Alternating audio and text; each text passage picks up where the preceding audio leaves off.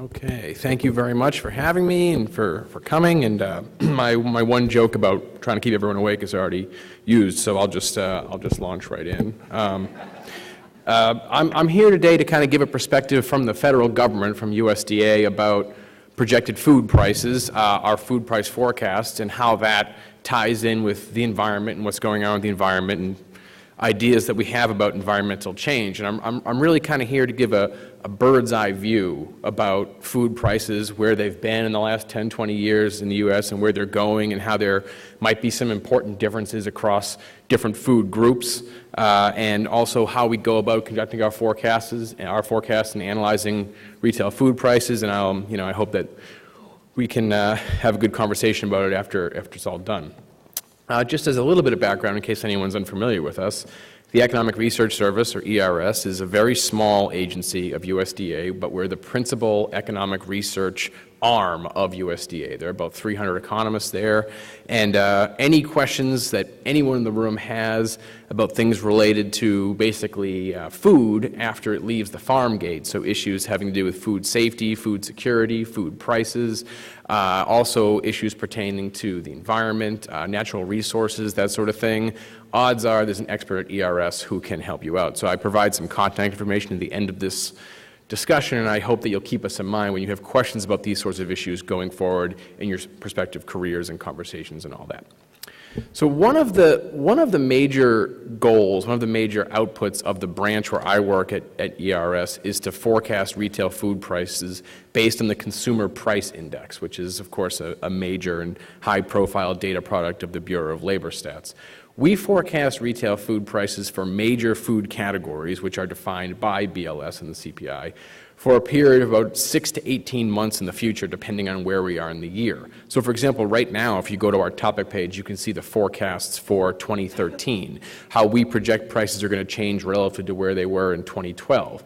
But if you check back in July, you'll see that we've extended our forecasts out to the end of 2014. So every July, we kind of go a year ahead of time to talk about where they're going down the road. They're updated every month on the 25th, and we revise the forecasts as needed, but we always update our discussion of the latest trends and patterns that we're picking up on in the CPI and what that means for consumers and food prices and food affordability and all that. Our forecasts are based on probably a lot of factors that won't surprise a lot of people in the room: farm and wholesale prices and price projections, fuel and energy prices, labor wages. We also take into account what we in econ and stats call structural breaks. So if you look back at retail food prices over the past several decades, you can see that there are points in time where, for various reasons, the direction of food prices just changes, just fundamentally starts going in different directions. So if you don't take that into account, your model is going to start really missing. So we do our best to account for that. But I do need to point out that given this time frame that we work on just to project the CPI for our consumers and that we update monthly, it is too short of a time frame to incorporate concepts such as climate change or environmental change or weather volatility or increases therein. So it's not to say that these aren't matters that aren't on my mind or on the mind of researchers at ERS, and I'm actually, if I have a little bit of time, I'm going to talk briefly about some work that's ongoing on these topics, but these are not incorporated directly into our food price forecasts that you'll see if you go to our CPI Outlook topic page. All that said, though, the fact that we can't really incorporate, weather or climate change in our forecasts, for that reason, weather is the single greatest source of uncertainty for our retail food price forecasts. I mean, when we're wrong, when we end up being wrong from when we first post our forecasts in July of year X, and then you go forward to year Y, if we're off, almost always, in my experience and in that of my predecessor, the reason is weather, shocks having to do with weather, the environment, major weather events, volatility, that sort of thing. Recent examples that probably everyone is familiar with: we had unusually warm, wet weather in California and western Mexico a couple of years ago that led to some really kind of surprising and strange things happening with the produce crops that are grown all throughout there in the San Joaquin Valley and elsewhere. We've had excessive rainfall in South America for the last year and a half or so, which has obviously had impacts on a lot of grain and oilseed prices, especially soybeans. And then, of course, the Midwest drought of the U.S. in 2012, which was a historic drought, a drought of historic proportions. It's what took up most of my time last summer, and that is an example of an extreme weather event that we didn't really see coming, and that has had an impact on the direction of food prices and our outlook for food price forecasts. It's worth noting that even in my relatively short time in this position, I've been doing this for almost 3 years now, it seems pretty clear that the incidence of these extreme weather events is on the rise. I mean, I don't have hard numbers to really back that up with me, but also corroborating it with my predecessor in this job, who did it for 10 years before me, it certainly seems like this is becoming a bigger and bigger issue in terms of shaping food prices and driving food price volatility in the U.S. And so the drought is a really high-profile example of how that can happen and how it happened last year and is continuing to affect food prices right now. So what I want to do is I just want to highlight two long-term and important economic trends, economic patterns over time that we've observed them to kind of reverse themselves in recent years. And I want to make the suggestion that the two of them are actually linked because there's a fundamental cause that's at least one factor behind both of them. One is that you can see since roughly 2002, we've seen a real increase in the price of commodities globally in the U.S. These numbers come directly from the IMF, the International Monetary Fund. You can see that after many years of the real price of commodities going down, which means globally food was becoming cheaper in real terms, we've seen that reverse. Now, I'm not really an authority on why this is going on, but there are a lot of very fairly intuitive reasons for why this is going on. And then also, this is perhaps maybe a little bit more surprising, is that over roughly the same time period, if you go back the last 10 years, since 2002, 2003, the share of disposable income spent on food by U.S. households has actually turned around a little bit. Now, I don't know if you can see my mouse. You can. So I'm highlighting the very end of this time series. You can see it's not dramatic, right? I mean, you can see that basically since World War II, it's been this kind of steady and gradually slowing down decrease as the richest nation in the world has increasingly seen less and less of their disposable income go towards food. But what's interesting is that this downward trend has certainly stopped, and to a small extent, it's actually turned around a little bit. And that's noteworthy, right? Because this is the first time it's happened since World War II. And one likely explanation, one major determinant of both of these trends is the fact that we have been facing increased weather volatility and the increased frequency of these extreme weather events that have been driving up commodity prices and that have been making food in the U.S. and even more so in developing nations more expensive in the last decade and a half, especially in the last decade or so, and really especially since 2006. We've also, now of course, I'm not trying to suggest that that's the only factor. Of course, we've seen globally and domestically decreased yield growth for most major commodities, most field crops, most grains and oilseeds.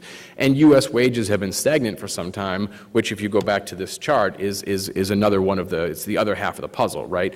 Food is becoming more expensive, but also wages aren't really going up concomitantly. So we can see that there's two factors driving this. So again, it's not necessarily the whole story, but intuitively it makes sense that this is driving both of these trends to some extent, and there's a lot of research going on at ERS and beyond suggesting and demonstrating this to be the case. Despite that, and again, this comes back to my kind of objective here of giving a bird's eye view of what goes on with retail food prices in the U.S. are remarkably stable, despite the fact that commodity prices have been on the rise and growing more volatile, despite the fact that the same is true for energy prices, especially in terms of the volatility. Everybody knows that fuel and energy prices are all over the place. You can look at this chart, and you can see that comparatively, within the world of the indices that BLS tracks and measures, food prices are pretty boring, right? You can look at the blue line, which is motor fuel, and the green line, which is home energy. These are comparable CPI indexes from BLS for these prices over time. And you can, and what we're plotting here, by the way, is the delta. This is the percentage change year over year.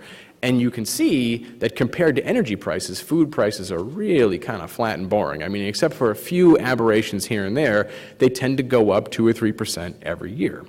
I actually include a CPI for what's called personal services. Now, I won't pretend to know exactly what's in there. I imagine it's things like massages, that kind of stuff. Anyway, the personal services CPI is notable because, as BLS points out, it's not really dependent or responding to upstream costs, things like fuel and commodity prices, all that. So it's something that necessarily, by design, over time shows very little variability. And you can see in the scheme of this graph, personal services bears a much stronger resemblance to food than it does to energy prices. So it all comes back to the idea that food prices are pretty stable. And this is true. This is a plot showing the same exact line for the food CPI, right? It's the red line's exactly the same. But now this is plotted against the year-over-year percentage change in the production-weighted farm price, U.S. farm price, of corn, wheat, and soybeans. So as everyone, obviously people eat more than just corn, wheat, and soybeans in the U.S., but these are the three most important field crops to the U.S., especially corn by a mile. And you can look over this and you can see, wow, right? The price of field crops, the commodity prices in the U.S. are crazy. They're up, down, they're all over the place. We see up 10%, down 10%, up 15%. But again, look at that red line. Now, they usually move in roughly the same direction, but food prices, even when you go back to the 70s and 80s, when food prices dominated the news, when inflation was runaway and everyone wanted the government to do their best to rein in food prices, I'm kind of waving my hands on that. I was barely alive when most of this was going on. But you can see that when you go back to the 70s and 80s, there's a little more volatility, but it's still nothing compared to these commodity prices. So I just want to stress the point, to tie it all back in with the theme of this workshop and in my talk in general, it's not that increased incidence of these severe weather events, climate change, these are issues, and they're going to drive very important economic relationships for consumers, for food prices, and so on. Just keep in mind that the impact of commodity prices tends to be minimal and modest. That's just the way it tends to work out. And the reason for that, this is a plot, this is a chart that comes directly from what's called the retail food dollar. It's a data product from ERS that's headed by a colleague of mine named Pat Canning. And basically you can think of it as a series of back-of-the-envelope calculations of the relative importance of the factors that contribute to the retail food dollar. And it's probably no surprise to most people in the room that when you go to the supermarket to buy a basket of goods, there's a whole series of industries that contributed to that basket of goods and that, made it exist, right? And they're all really accounted here in some form or another, but you can see that the farm and agribusiness share is 11.6 cents on the dollar. And since this is parceling out. This is controlling for things like energy and transportation, right? Processing costs. Even when they're applicable to the farm sector, these have been taken out of the farm sector. So this is what's called the industry series. We also have what's called the marketing bill, where the farm share includes things like a little bit of advertising, fuel costs, that sort of stuff, and it gets a little bit bigger, but it never really gets bigger than 16 cents on the dollar.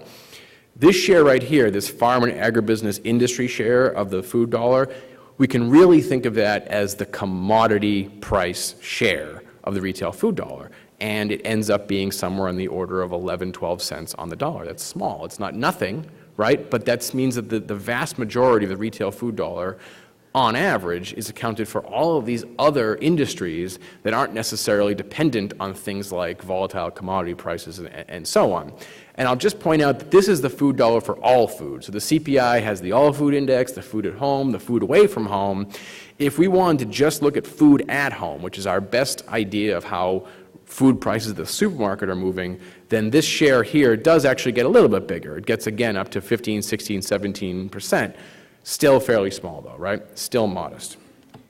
But I want to stress that 11.6% or even 16%, if we want to talk about just supermarket prices, is an average. That's not to say that the farm share or the commodity share isn't bigger or more important for individual foods. And so all this really here is I basically just picked a lot of the major CPI components that we forecast, and again, I'm showing their percentage change over time, 1990 to 2012. I'm leaving out the 70s and 80s because they're just absurdly messy in a situation like this. But you can see that depending on what you're interested in buying, depending on the extent to which you are interested in abiding by the dietary guidelines for Americans, eating healthy, volatile fuel prices, volatile commodity prices are going to have varying effects on your food dollar, on the price of your food basket. So I'm not going to obviously talk about all of these, but for example, dairy, right? I'm not here to talk about what's healthy and what's not, but dairy is probably a fairly safe bet, especially low-fat dairy in terms of eating what's recommended for increased consumption by the dietary guidelines. And you can see, look, I mean, dairy kind of stands out here. It's the purple line. It stands out here for being particularly volatile, especially when you compare it to the thick red line, which is all food. So there's an example of a food category that's much more volatile than the overall, than this overall all food, and odds are this 11.6% is a lot higher for the dairy category. Here we have a whole set of other categories. Fats and oils is a category that's rooted mostly in soybean prices. So in the last few years, as soybean prices were hit by the bad weather in South America, by skyrocketing exports to Asia, by the drought in the Midwest, it's gotten really volatile. But really what I want to draw your attention to is the green line, which is for fresh fruits and vegetables. And you can see that that is quite volatile, and that's been true recently as well, although in the last year it was volatile in the good direction, right? Fruits and vegetables got very cheap over the last year. It's a different story. Again, that's very weather related though. That was due to the unusually warm harvest season out west. But you take a look here, and you can see that this overall stability that we see for all food prices, this boring flat line year over year, isn't really true if you're going to weight your shopping basket really heavily towards fruits and vegetables, because those prices can dance up and down year over year depending on what's going on with the crops in California and Mexico and the fruit belt, so on and so forth. And finally, here's a few more just to round it out. And this actually, this is a chart that I kind of like a lot because it highlights two ends of the spectrum. Again, the fat red line is all food. The green line is eggs. Eggs is admittedly one of the smaller CPI categories that we forecast and analyze, but it's easily the most volatile. Eggs are, healthy, right? I mean, everything within moderation, but eggs are in the executive summary of the dietary guidelines for something that you're recommended to eat in an increased fashion, and you can see that egg prices are very, very volatile. So if eggs are an important part of your diet, then this stability does not apply to you. However, take a look at the purple line. The purple line is what's called other foods. The purple line it represents what's the single largest CPI, single CPI food category that we forecast and analyze. It's not a particularly, it doesn't get a lot of attention because I guess it comes off as kind of boring, but it accounts for between 12 and 15, depending on what year we're in, between 12 and 15% of total food at home expenditures. And it's basically a whole bunch of processed, packaged, shelf-stable foods. A lot of soups, condiments, packaged side dishes, those boxes of dry mashed potatoes, like that's what goes into other foods. So that, over the last 20 years or so, according to most of our data resources and the BLS, has come to consume more and more of the consumer's retail food dollar. And look, that is very stable. That is very dependable. It's a big category. There are a lot of factors in there that mitigate price fluctuations, like advertising and packaging and these long-term commodity, these long-term contracts with the big-name manufacturers. So that stability is not true for a lot of the food groups that we think of as being healthy, that we should eat more of, but it is true for a lot of the more processed, packaged, shelf-stable stuff. But all of that said, just now to kind of like turn around and talk a little bit about the future, in the USDA baseline projections, the global stocks-to-use rate, this is where I come back and say, don't worry about it, we're not going to run out of food, and the price of food isn't going to double in the U.S. The global stocks-to-use ratio for grains and oilseeds, and that's the fat purple line there. You can see that it's still above where it was in 2006, which is when we really started thinking about food price volatility and surging commodity prices. So that's historically a great indicator of where food prices are going and what's the overall supply of food globally. So you can see that both the stocks-to-use ratio and the overall total stocks are projected to increase in the next year, which is a sign that we're expecting food price inflation to actually slow down a little bit. And the baseline projections overall anticipate that while retail food price and price inflation should continue to outpace inflation in the overall economy for the next 10 years or so, if we look ahead to 2022, we're still looking at relatively stable, relatively predictable, on average of 2.4% inflation for food prices due to a number of factors. Global demand growth is going to continue to grow. The U.S. dollar will probably continue to be relatively weak, but we're not, even given what we understand about changes in climate and weather events and everything, we're not looking at a significant increase in food price volatility or food price inflation over the next decade. Now, I said I would talk a little bit about ERS research on climate change if we had time, and I'm kind of out of time. But I just want to show you this last chart because I think it's really cool. It comes from a study from a bunch of colleagues of mine, and what this is ERS's baseline projections for U.S. agricultural production by 2030, given a range of well-known and established climate change scenarios. And all I want to show you is that the whole point of this, and I'm happy to talk more about this in the Q&A, even though I'll stress this is not my area of expertise, the whole point of this chart is to show that given R&D and especially shifting production across regions within the U.S., the U.S. agricultural sector and the food supply system does have the wherewithal, does have some capacity to respond to what we think of as the biggest challenges to climate change. And given modest increases in total acreage across the United States and this kind of shifting of production away from the West Coast a little bit towards the east and the southeast, we should, even given some of the harshest climate change scenarios by 2013, we're looking at no significant reduction in food supply and very modest increases in overall food price inflation. So that's a little bit of good news, assuming these baselines hold up to the test of time. So this is my contact information. I don't know if these slides are being shared, but I encourage you to get in touch with me or my colleagues when and if you have questions about the economics of food and food prices down the road. Thank you very much.